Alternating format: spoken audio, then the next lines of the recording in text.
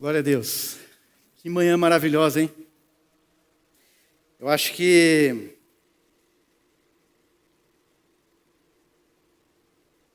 Deus deve estar radiante, vendo essa adoração, vendo esse louvor, vendo essa entrega, vendo essa igreja separando esse dia, separando esse momento para adorar o único que é digno, né? De receber todo louvor, toda adoração. Eu creio que... Desculpa, eu estou um pouquinho mais nervoso do que o normal hoje. Deus é bom, Deus é bom. Mas enfim, eu estava no louvor e estou orando a Deus e perguntando algumas coisas para Deus e eu vejo que Deus é um Deus maravilhoso e tem algo tremendo para as nossas vidas. Deus tem algo a fazer em nossas vidas neste ano, nesses próximos dias, nesses próximos meses. Algo que vai transformar as nossas vidas, algo que não vai só transformar a minha vida, a sua vida, mas vai transformar a sua família, a nossa cidade, o nosso estado, a nossa nação. Eu creio que Deus está fazendo algo. Deus, desde o final do ano passado, eu sinto que Deus está sacudindo assim. Eu tenho a impressão assim de estar sendo sacudido por Deus assim. Eu tenho a impressão de que Ele está pegando as nossas vidas, a igreja, a minha vida, a sua vida, a nossa família, e dando aquela sacudida assim. Sabe aquele acorda? Sabe aquele... Quando eu vou acordar o Israel de manhã, que eu... Acorda, Israel! Daí ele fica bravo comigo. Ou quando eu vou lá na cama da Isabela, eu fico... Até ela acordar, acho que Deus está sacudindo a gente. Assim, acho que Deus está tirando a gente da nossa zona de conforto, tirando a gente do nosso... Eu tenho a impressão que estava tudo muito confortável, tudo muito... Sabe quando você assenta assim no... agora está tudo certo. Eu acho que está na hora de dar uma sacudida. Isso não é ruim, isso nos parece ruim. Se você me perguntasse isso em novembro do ano passado, você está vendo essas coisas que estão acontecendo, você acha ruim? É horrível, é terrível. Não é ruim. Não é ruim, porque tudo que Deus faz é bom. E Deus tem o melhor para nós. E Deus é expert em transformar uma coisa ruim numa coisa boa. Numa situação ruim, num aprendizado maravilhoso para as nossas vidas. Numa situação adversa, em algo para o nosso crescimento. Então eu creio que esse vai ser um ano de muito crescimento para as nossas vidas. Esse vai ser um ano que a gente vai ter uma transformação tremenda em todas as áreas das nossas vidas. Porque acho que todas as áreas da minha vida estão sendo sacudidas. Está sendo assim. Eu queria transferir esse sacudir para vocês. Vamos junto? Ninguém quer ir comigo? Puxa! Vou ter que sacudir mais, né? Vamos lá, então, queria compartilhar aqui com vocês.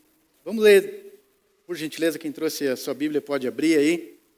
Daniel, no primeiro capítulo de Daniel, a partir do versículo 1, por gentileza. Deixa eu abrir aqui também, que eu não anotei isso aqui. Cadê a Bíblia aqui?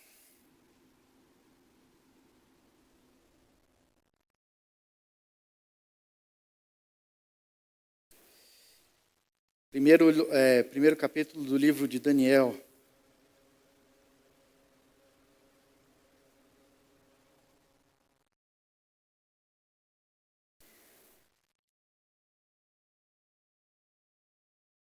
Acharam, Daniel, hein? Amém.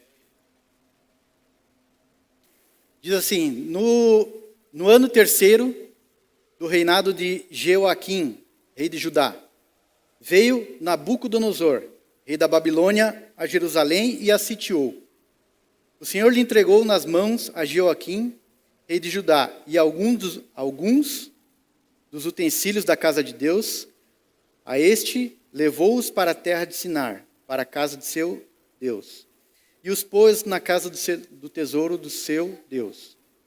Disse o rei a Aspenaz, chefe dos seus eunucos, que trouxesse alguns dos filhos de Israel, tanto da linhagem real como dos nobres. Jovens, sem nenhum defeito, de boa aparência, instruídos em toda a sabedoria, doutos em ciência, versados no conhecimento, e que fossem competentes para assistirem do palácio do rei, e lhes ensinasse a cultura e a língua dos caldeus. Versículo 5. Determinou-lhes o rei a ração diária das finas iguarias da mesa do rei, da mesa real, e do vinho que ele bebia, e que assim fossem mantidos por 3 anos, ao cabo dos quais assistiriam diante do rei. Entre eles se achavam filhos de Judá, Daniel, Ananias, Misael e Azarias. O chefe dos eunucos lhes pôs outros nomes, a saber, a Daniel de Beltesazar, a Ananias de Sadraque, a Misael de Mesaque e Azarias de Abednego. Resolveu Daniel firmemente não contaminar-se com as finas iguarias do rei, nem com o vinho que ele bebia. Então pediu ao chefe dos eunucos que lhes permitisse não contaminar-se. Ora, Deus concedeu a Daniel misericórdia e compreensão da parte do chefe dos eunucos. Disse o chefe dos eunucos a Daniel: tenho medo do meu senhor, o rei, que determinou a vossa comida e a vossa bebida. Porque, pois, veria ele o vosso rosto mais abatido do que dos outros jovens da vossa idade. Assim, poris em perigo a minha cabeça para com o rei. Então disse Daniel ao cozinheiro-chefe, a quem o chefe dos eunucos havia encarregado de cuidar de Daniel, Ananias, Misael e Azarias: experimenta, peço-te, os teus servos 10 dias, e que se nos deem legumes a comer e água a beber. Então se veja diante de ti a nossa aparência e a dos jovens que comem das finas iguarias do rei. E segundo vires, age com os teus servos. Ele atendeu e os experimentou 10 dias. No fim dos 10 dias, a sua aparência era melhor, e estavam eles mais robustos do que todos os jovens que comiam das finas iguarias do rei. Com isto, o cozinheiro-chefe tirou deles as finas iguarias e o vinho que deveriam beber, ele lhes dava legumes. Ora, a esses 4 jovens Deus deu o conhecimento e a inteligência em toda cultura e sabedoria, mas a Daniel deu inteligência de todas as visões e sonhos. Vencido o tempo determinado pelo rei para que os trouxessem, o chefe dos eunucos os trouxe à presença de Nabucodonosor. Então o rei falou com eles, e entre todos não foram achados outros como Daniel, Ananias, Misael e Azarias. Por isso passaram a assistir diante do rei. Em toda a matéria de sabedoria e de inteligência sobre o que o rei lhes fez perguntas, os achou 10 vezes mais doutos do que todos os outros magos e encantadores que haviam em todo o seu reino. Até aqui. Essa história, o começo da história do profeta Daniel.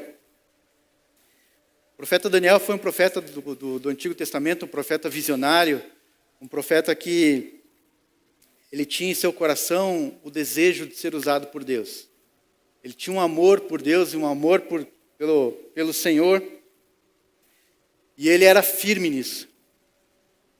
Ele era um cara firme. Ele decidiu servir ao Senhor e ele foi até o fim com isso.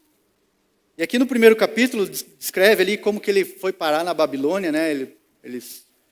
O rei Nabucodonosor foi lá e sitiou Judá e pegou algumas coisas deles e pegou algumas, como diz ali, alguns jovens, né? Então eu creio que ele não foi por vontade própria para a Babilônia, ele foi preso. E eu creio também que ele também não foi assim, não foi simplesmente pego e levado. Ele deve ter tido ali seus direitos violados, ele deve ter sofrido, ele deve ter... que não deve ter sido uma coisa legal. Entrando um pouquinho na história, o que se diz é que Daniel foi levado da Babilônia ainda na adolescência. Então ele era um adolescente, ele não era alguém mais velho. Né? Como a gente vê os quadros pintados de Daniel, a gente já vê Daniel, aqueles quadros que a gente vê de Daniel na Cova dos Leões, a gente já vê um senhor, né? As pessoas já pintam o senhor, não sei em que época foi ali, mas essa época que ele saiu da Babilônia e foi saiu de Judá e foi para a Babilônia, a história nos conta que ele era adolescente. Então não deve ter sido fácil ser tirado da sua família, ser tirado da sua casa, ser tirado do convívio dos seus, para ser colocado como escravo. Né? Escravo ali na Babilônia. Então Daniel, ele tinha todos os motivos da vida para reclamar. Daniel tinha todos os motivos para sentar no seu local, na sua cela, no seu lugar onde ele estava colocado lá. Ele tinha todos os motivos para sentar, chorar e reclamar. Ele era escravo, ele estava sobre o reinado de um rei que ele não gostava dele. Ele estava sendo governado por alguém que ele não cria, que ele não gostava, mas ele estava ali. Então ele tinha todos os motivos para sentar e chorar, sentar e reclamar. Por que, Deus? Por que aconteceu isso comigo? Por que o Senhor deixou isso acontecer? Você nunca perguntou isso para Deus? Ou é só eu que entro no chuveiro para chorar e fico perguntando, Deus, por que isso aconteceu? Você nunca perguntou isso para Deus? Eu pergunto. Eu às vezes entro no chuveiro, choro, falo assim, Deus, por que isso está acontecendo comigo? Mas Daniel não. Daniel não. O que ele firmou no seu coração? O que ele firmou no seu coração? Ele firmou no coração dele assim, eu não vou me contaminar com esse mundo. Eu não vou me contaminar com essa... Aqui o texto diz com as iguarias do rei. Eu não vou ser igual a eles. Eu não vou deixar me contaminar por essas coisas. Apesar de eu estar vivendo aqui, apesar de eu estar aqui, apesar de eu ser escravo aqui, eu não vou me deixar contaminar. Eu não vou ter as mesmas atitudes que eles. Eu não vou ter os mesmos pensamentos que ele.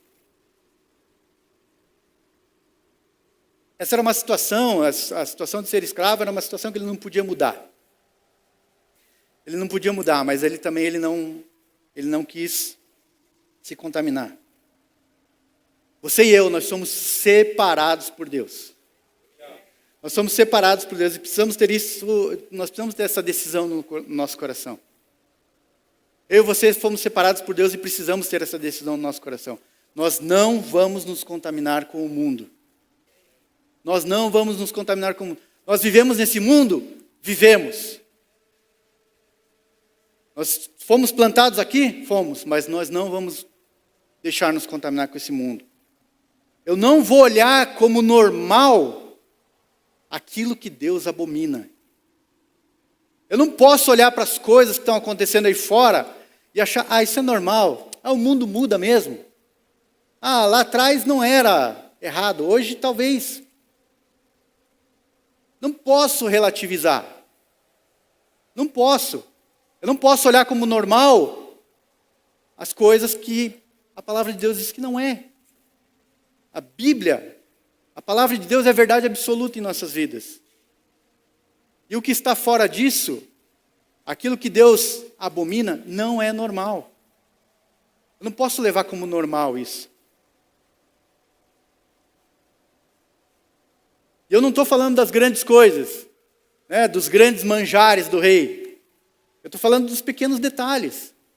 Aquilo que, quando a gente olha e pensa assim, não dá nada. Até ouvi falar uma vez que tem um demônio chamado não dá nada. O demônio do não dá nada. Esse é encardido. Porque a gente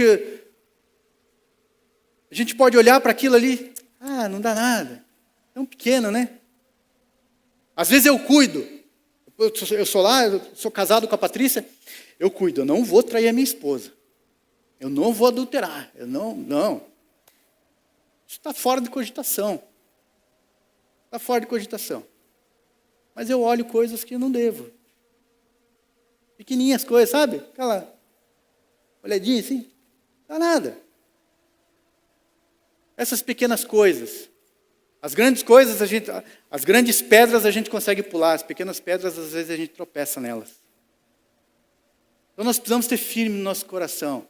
Nós não vamos nos contaminar com esse mundo. Não estou dizendo que nós vamos nos separar desse mundo e vamos ignorar, olhar. Não, nós temos que olhar para esse mundo, olhar com amor, olhar com misericórdia, olhar com o olhar de misericórdia do Senhor e trazer a mensagem de salvação. Nós não precisamos, não devemos nos separar desse mundo. Mas nós nos devemos contaminar com ele. Nós que temos que contaminar eles. Nós que devemos contaminar esse mundo, não o mundo que deve nos contaminar. Nós devemos levar a palavra do Senhor. O texto ali nos conta que depois que Daniel decidiu se separar e consagrar ao Senhor, passa um tempo ali onde ele se firma e ele se consagra ao Senhor. E o rei traz ele para junto dele para fazer a avaliação. E o texto diz ali que o rei acha ele 10 vezes mais sábio do que os outros. 10 vezes melhor do que os outros. Então Daniel se consagra, Daniel se dedica a Deus, Daniel ora, Daniel busca a Deus, Daniel fica firme no seu propósito, Daniel fica firme na sua essência, e Deus eleva ele a uma posição melhor.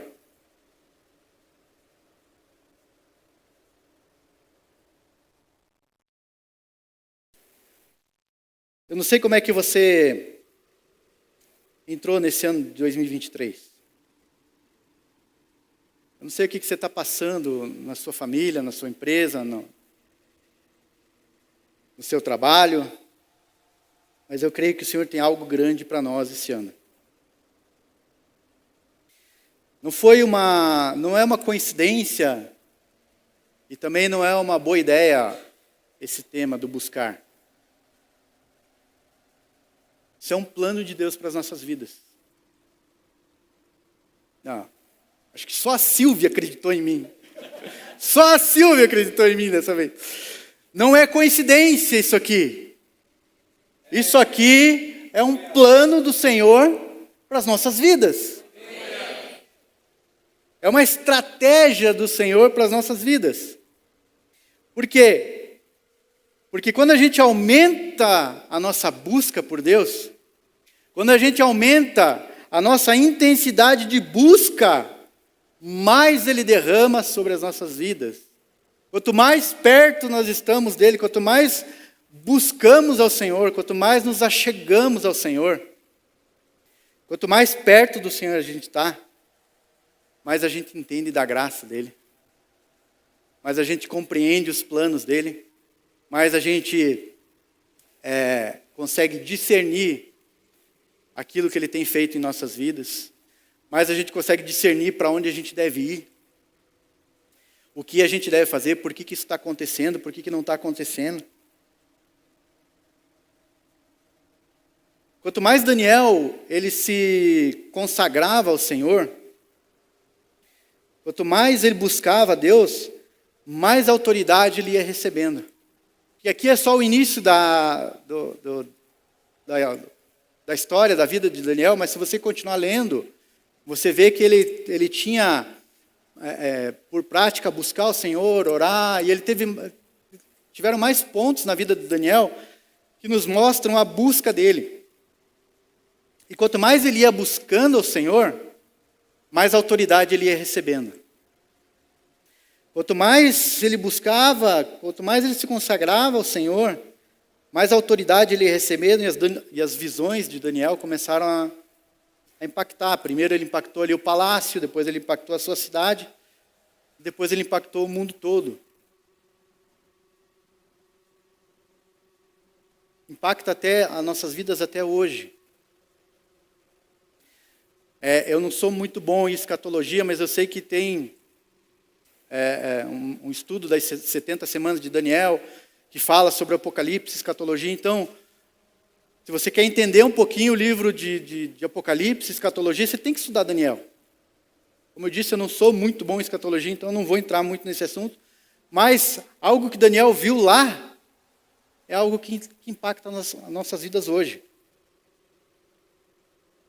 Deus, Ele quer nos levar a um nível de autoridade e revelação que vai transformar não só as nossas vidas, mas a nossa família, a nossa cidade, o nosso estado, a nossa igreja. Deus, Ele quer nos levar a esse nível de autoridade. Deus, Ele tem isso para nós. Deus, Ele quer nos levar a um nível de autoridade onde a gente tenha um nível de autoridade e revelação que transforme as nossas vidas. Que transforme a nossa família, a nossa igreja, nossa cidade. Um dos grandes problemas de tudo isso, Deus tem tudo isso preparado para nós. Amém? Você crê nisso? Deus tem isso preparado para nós. Ele quer nos levar a esse nível de autoridade. Ele quer te levar a esse nível de autoridade. Ele quer te levar a esse nível de revelação. Ele quer te levar a esse nível de intensidade com Ele.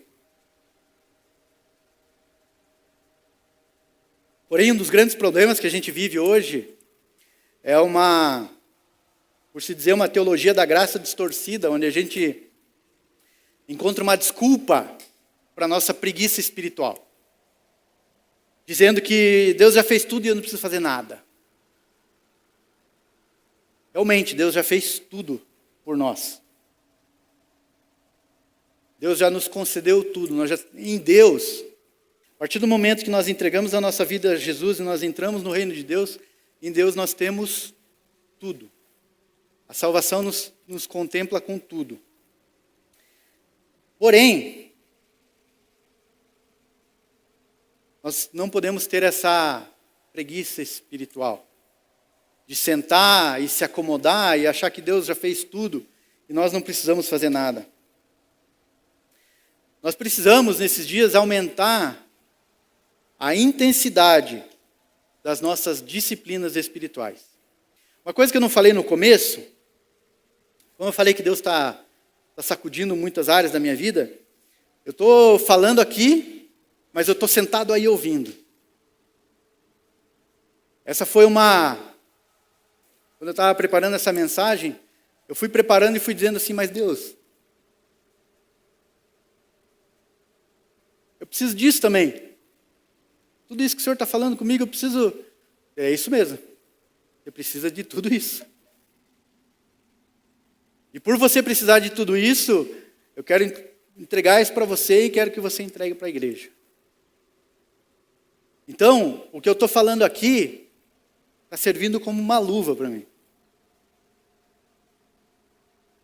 Nós precisamos, nesses dias, aumentar a nossa intensidade das nossas disciplinas espirituais. Oração, jejum, leitura da palavra. Não com o foco de que isso vai nos trazer vitória. Não é o meu jejum que vai me trazer vitória. Não é a minha quantidade de oração que vai me trazer aquilo que Deus tem para mim. Não é a minha quantidade de leitura da palavra que vai me trazer. Mas isso vai me fazer entender e compreender os planos do Senhor para a minha vida. Isso vai me fazer entender e compreender os caminhos que Deus está me levando. Sabe, o quanto eu oro não quer dizer o quanto Deus vai derramar em mim, mas o quanto eu oro é o quanto eu vou me aproximar dEle e entender da graça dEle. Entender aquilo que Ele tem para a minha vida. Quanto mais eu me aproximo dEle, mais eu posso perceber a graça dEle em minha vida. Eu acredito e creio que Deus está nos levando para uma virada espiritual. Sair de um estado de letargia espiritual. Sair de um estado de comodidade para um estado de explosão. Onde a nossa busca pelo Senhor venha a ser mais forte do que qualquer sentimento. Nós vamos sair de um estado passivo para um estado ativo, uma explosão. Toda vez que você for buscar Deus, toda vez que você for fazer sua devocional, toda vez que você for orar, vai ser uma explosão. Vai ser algo assim que a cada devocional vai ser um passo de transformação. Não vai ser mais aquele negócio assim, vou orar, anotar, beleza. Carimbo de feito. Eu muitas vezes fiz isso. Sentei, orei, anotei, carimbei de feito, guardei na gaveta, pronto, está feito. Só que eu creio que Deus está nos levando, esse ano do buscar vai ser um ano onde isso vai mudar. Isso vai mudar. Se você não se identifica com isso, glória a Deus, Deus abençoe a sua vida. Mas se você, como eu, está se identificando com isso e deseja mudança, esse é o tempo de mudar. Terça-feira agora teve reunião de oração. Eu cheguei em casa, dia um pouquinho corrido, vai no médico, vai aqui, vai ali, vai... Cheguei em casa, comi alguma coisa, sentei, comi alguma coisa com a minha família. Eu sentei no sofá, tirei o sapato, tirei a camisa e estou lá no sofá. E daí eu lembrei, tem reunião de oração. Mas eu já estava no sofá, sem sapato, sem camisa, sentado no sofá lá já, reunião de oração. Não.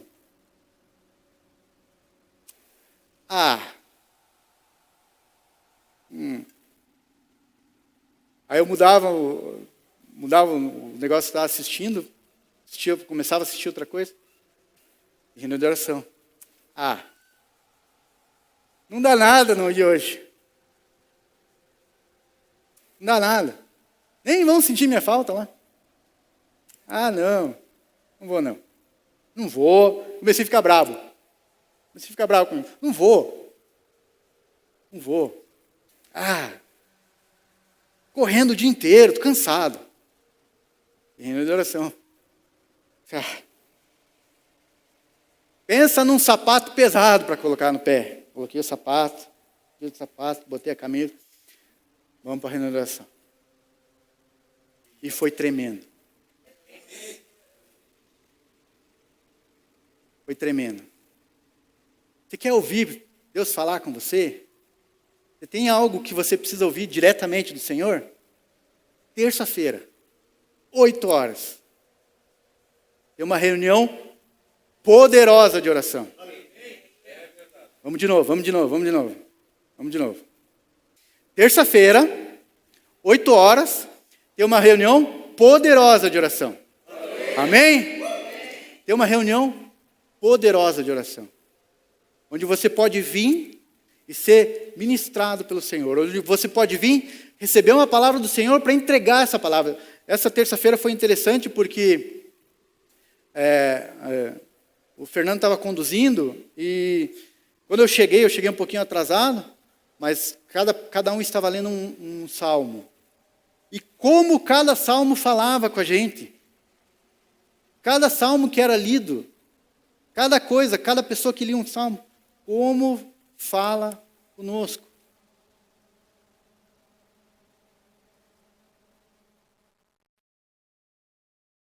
Então, mais uma vez, terça-feira tem uma reunião poderosa de oração.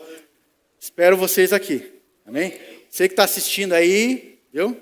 Está no conforto do seu sofá assistindo o culto. Terça-feira tem reunião de oração. Nós estamos num ponto de decisão. Nós já entramos em 2023. Nós já fomos tremendamente ministrados sobre o tema de buscar a Deus. Se você não viu as mensagens que foram ministradas antes, você veja lá no canal do YouTube como nós fomos ministrados sobre esse tema de buscar a Deus. Só que agora eu entendo que nós devemos pegar tudo isso que foi ministrado e tomarmos uma decisão. É tempo de a gente deixar de lado todo mimimi, sabe? Deixar de lado essas coisinhas. Deixar de lado essa esse mimimi mesmo, sabe? Não consigo achar outra palavra para falar isso. Ah, mas minha família está ruim, meu trabalho é horrível. Ah, eu financeiramente não estou bem. Emocionalmente não estou bem. Ah, ninguém me entende. Ah, deixa de lado isso. Deixa de lado isso. Deixa um pouquinho de lado isso. Sabe, não estou com falta de empatia com ninguém, porque eu também tive que pegar minhas mazelas, meus mimimis e deixar em casa hoje. Deixa isso de lado um pouquinho. Toma uma decisão de buscar a Deus. Toma uma decisão de se consagrar a Deus. Toma uma decisão de fazer diferente. Vamos buscar a Deus com intensidade. Vamos buscar a Deus com força. Vamos buscar a Deus com vontade. Porque o comando de Deus, ele é bem claro. O comando de Deus é bem certo. Busque em primeiro lugar o seu reino e a sua justiça, e todas essas coisas lhe serão acrescentadas. Tudo. O que Deus está falando aqui? Me busca aqui, ó, e aqui eu resolvo. Vamos buscar a Deus aqui, ó, que aqui se resolve. Fortalece o seu espiritual e o seu emocional se fortalece. Fortaleça o seu espiritual que o seu emocional se fortalece. Fortalece o seu espiritual que o seu físico vai se estabilizar. Fortalece o seu espiritual que a sua vida vai ser transformada. Eu preciso buscar o Senhor. Não é afastado dele que minha vida ministerial vai dar certo. Não é afastado dele que minha vida profissional vai dar certo. Não é afastado dele que minha empresa vai prosperar. Não é afastado dele que minha família vai dar certo. Não adianta. Se a gente se afasta de Deus, as outras coisas não funcionam. Se a gente se afasta de Deus, se eu me afastar de Deus, a minha família não vai funcionar. Eu não vou conseguir dar conta da minha família. Se eu me afastar de Deus, eu não vou dar conta do meu trabalho. Se eu me afastar de Deus, eu não vou dar conta. Não vou dar conta das coisas que eu tenho que fazer. João 15:5, nas palavras de Jesus: eu sou a videira, vós os ramos. Quem permanece em mim e eu nele, esse dá muito fruto. Por quê? Final do versículo, porque sem mim nada podeis fazer. Tem alguma área da sua vida que não está dando fruto? Tem alguma área da sua vida que você está com dificuldade? Tem alguma área da sua vida que você precisa crescer? Tem alguma área da sua vida que precisa ser transformada? Buscar ao Senhor. Buscar ao Senhor. O segredo está em buscar o Senhor e permanecer nele. Estar em constante comunhão com Ele. Estar consultando o Senhor sempre. Sempre.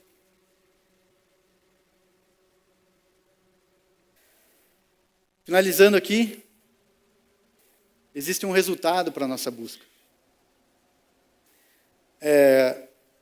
Como eu falei, na terça-feira, eu vim na reunião de oração e o Senhor falou muito comigo na terça-feira. O pessoal do louvor, se quiser subir já, por gentileza. E o Senhor falou comigo e eu lembrei de um salmo que já vem falando, esse salmo já vem falando comigo já há alguns dias. E eu creio que esse salmo foi uma palavra profética para mim, na minha vida, e eu creio que é uma palavra para a igreja, uma palavra profética para a igreja também. E eu queria que vocês abrissem comigo lá o Salmo 126, por gentileza. E assim como eu recebi, que você possa receber esse salmo como uma palavra de Deus para as nossas vidas. Salmo 126.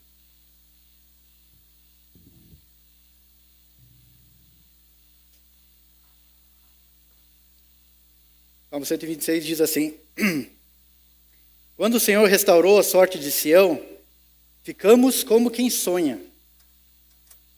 Então a nossa boca se encheu de riso e a nossa língua de júbilo.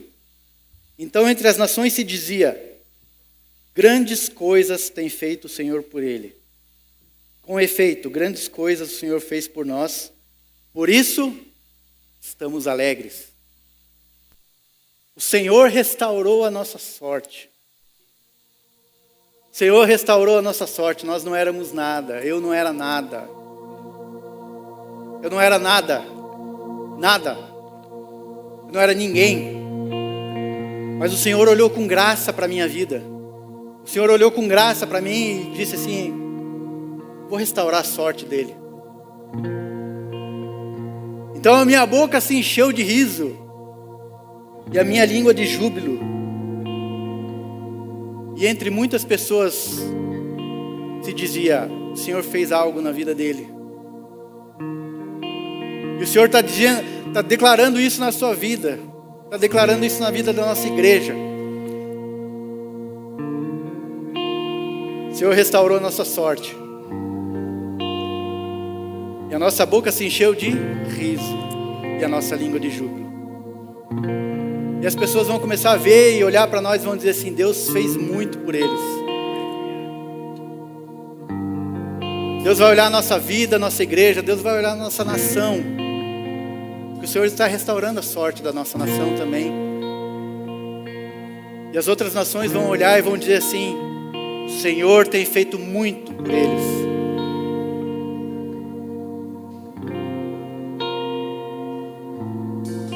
E o Senhor tem restaurado a minha sorte e o Senhor tem sido bom comigo. Da mesma forma que o Senhor tem sido bom comigo, Ele quer ser bom com você. E eu queria oportunizar um momento agora onde você pode receber o Senhor Jesus como Senhor e Salvador de sua vida. Assim como Ele restaurou a minha sorte, assim como Ele me salvou, Ele quer estender a salvação dEle para a sua vida. Vamos nos colocar de pé, por gentileza. Eu gostaria de fazer uma oração.